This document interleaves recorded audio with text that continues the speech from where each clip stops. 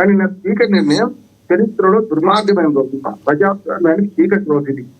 నిజంగా చెప్పాలంటే ముంగేది కంకడానికి అర్థం ఎందుకు అన్నట్టు, ఎందుకు ఆయన కనీసం మనకు దానం లాగిందని ఆయన అనర్హత ఎందుకు వేయలేదు, పూర్తిగా తన వ్యక్తిత్వం చంపుకొని చేసేది. అయితే దీని మీద నిన్న సుప్రీంకోర్టులో ఏం జరిగింది ఒక మాట ముగిస్తాను.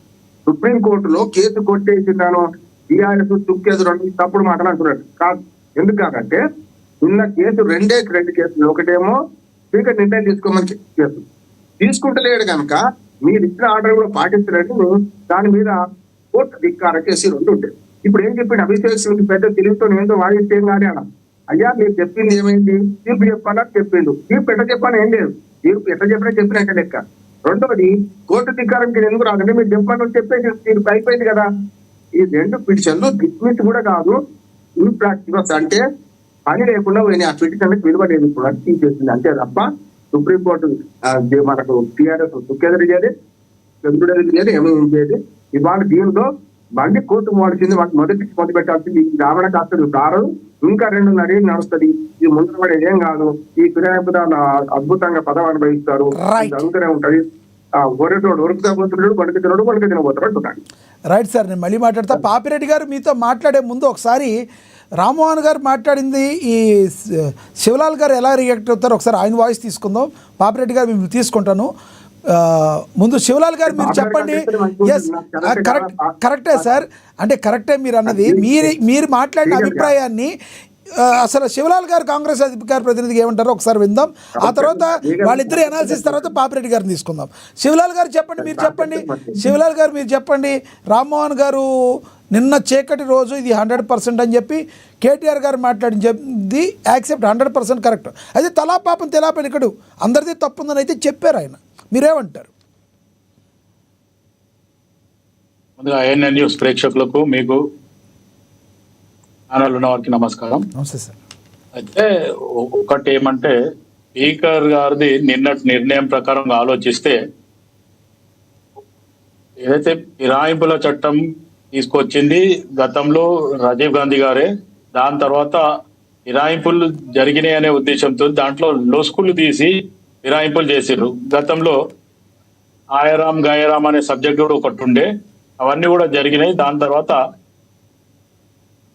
మొత్తానికి 2014లో కేసీఆర్ అధికారంలోకి వచ్చిన తర్వాత మటుకు పబ్లిక్ వాళ్ళకి ఫుల్ మ్యాండేట్ ఇచ్చిన తర్వాత కూడా అటు టీడీపీని కానీ బీఎస్పీని కానీ ఇటు కాంగ్రెస్ లకి కానీ తీసుకొని ఆయన ఇచ్చేయడం మరీ మెజార్టీగా చేసిండు. అంటే ఆపోజిషన్ పార్టీ లేకుండా చేసిండు. సరే, అది గతంలో జరిగింది. కానీ ఇప్పుడు ప్రస్తుతం అప్పట్లో ఏదైతే ఫిరాయింపులు చేసిన వాళ్ళ మీద నిజంగా కూడా మన రామ్మోహన్ రావు గారు అన్నట్టు కేసులకు ఏమీ పోలే. రేవంత్ రెడ్డి గారు పిసిసి అధ్యక్షుడు అయినాకనే మళ్ళీ దాని మీద కేసు వేయడం జరిగింది. కానీ ఇప్పుడు మటుకు ఈ ఫిరాయింపులు చేసిన వాళ్ళ 10 మంది మీద సుప్రీంకోర్టుకి పోవడం జరిగింది బీఆర్ఎస్ పార్టీ, అది వాస్తవం. అని ఆ తర్వాత ఈ పరిణామాలు చూస్తుండే ఏంటంటే బీఆర్ఎస్ చేస్తేనేమో అది తప్పు కాదు అన్నట్టు, కాంగ్రెస్ చేస్తే తప్పు అన్నట్టు. ఈరోజు కానీ స్పీకర్ పరంగా ఆలోచిస్తే స్పీకర్ ఒకటే రాతపూర్వకంగా నాకు రాసి ఇవ్వండి, ఆ రాతపూర్వక నిర్ణయం మీదనే నేను తీసుకుంటా అనే రకంగా మాట్లాడిండు.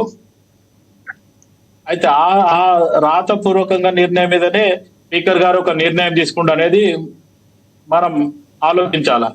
అదే కాకుండా ఒకటేమంటే ఈడ కడియం శ్రేణిని వదిలిపెడితే దానం నాగేంద్రది మట్టుకు ఖచ్చితంగా పార్టీల రావడం జరిగింది, ఎంపీగా నిలవడం జరిగింది, ఓడిపోవడం జరిగింది. దానికి ఆల్రెడీ నామినేషన్ ఫైల్ చేసింది కూడా ఇండియన్ నేషనల్ కాంగ్రెస్ నుంచే చేయడం జరిగింది. అక్కడ మటుకు ఎవిడెన్స్ ఉన్న తర్వాత కూడా ఆయన తోసిపుచ్చుండు. అది మటుకు అది మంచి పద్ధతి కాదు.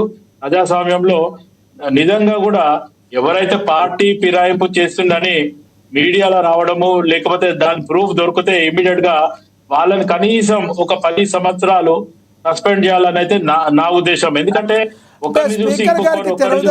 రావడం అవుతుంది. స్పీకర్ గారు ఇలా తప్పు చేయడానికి గల కారణం ఏంటి? రేవంత్ రెడ్డి గారు చెప్పారా చేయమని, లేదంటే స్పీకర్ గారు అలా చేశారు? ఏం చెప్తారు మీరు కాంగ్రెస్ ప్రతినిధిగా? గతంలో ఉన్న స్పీకర్ పోచారం శ్రీనివాసరెడ్డి గాని లేకపోతే మధుసూనాచారి గారి ఏదైతే కోవలో పనిచేసిండో అదే కోవలో ఈరోజు గడ్డం ప్రసాదరావు గారు చేసిండ్రు అనేది నేనైతే భావిస్తున్నా. ఎందుకంటే మొత్తానికి ఈ రోజు పార్టీ పరంగా నేను మాట్లాడడం లేదు, వ్యక్తిగతంగా ఒక మానవీయ కోణంతో నేను మాట్లాడుతున్నా. పద్ధతి ప్రకారం ఆలోచిస్తే మటుకు నిజంగా కూడా ఎవరన్నా ఉండని ఫిరాయింపు చట్టం తీసుకొచ్చిందే మా రాజీవ్ గాంధీ గారు. ఇప్పుడు మొత్తానికి ఆపోజిషన్ పార్టీలకు మాట్లాడడానికి అవకాశం ఇచ్చిండ్రు ఈ సబ్జెక్ట్ లో. ఎట్టి పరిస్థితుల దానం నాగేందర్ మటుకు బహిరంగంగానే దొరికిండు కాబట్టి ఆయన మీద వేటు వేసేది ఉంటే అది ఎందుకు వేయలేదు అనేది అటు స్పీకర్ గారు, పార్టీ నిర్ణయం, హైకమాండ్ దాని మీద ఏం నిర్ణయం తీసుకుంటానే ముందు రోజులలో చూద్దాం. రైట్, నేను మళ్ళీ మాట్లాడతా సార్ మీతో. మనతోటి బీఆర్ఎస్ నేత విజయార్య గారు ఆయనతో మాట్లాడదాం.